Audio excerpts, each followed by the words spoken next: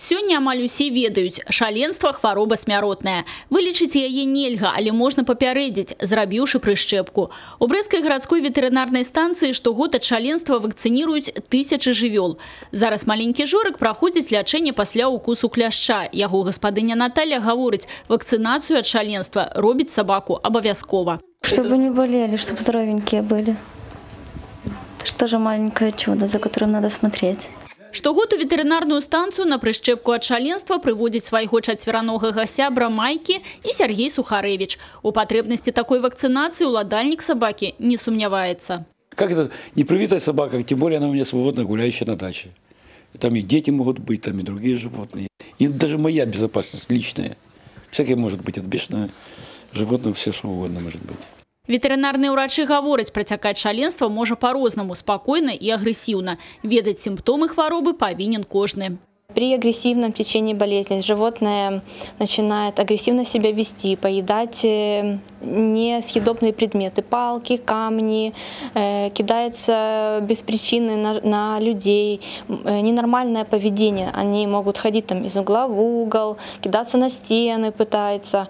Такие симптомы, как вывальвание языка и слинотек, могут быть не только при шаленстве. Каб распознать хваробу, жывёлу абавязкова трэба показать урачам.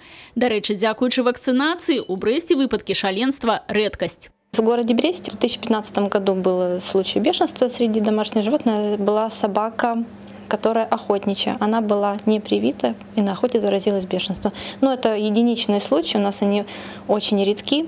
Колькасць выпадкаў шаленства зменшылася і ў цэлым у Беларуси на 35% у параўнанні з мінулым годом. В целом по стране у нас с начала года зарегистрировано 230 случаев.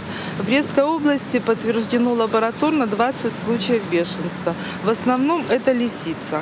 Літаральна на днях у Пінску ліса загрызла кота і покусала собаку. Санітарныя службы раяць гаспадарам хатніх жывёл правесці вакцынацыю питомцаў. Вірус шаленства смяротна небяспечны для чалавека. І тут спосаб прафілактыкі адзіны – своечасовая вакцынацыя.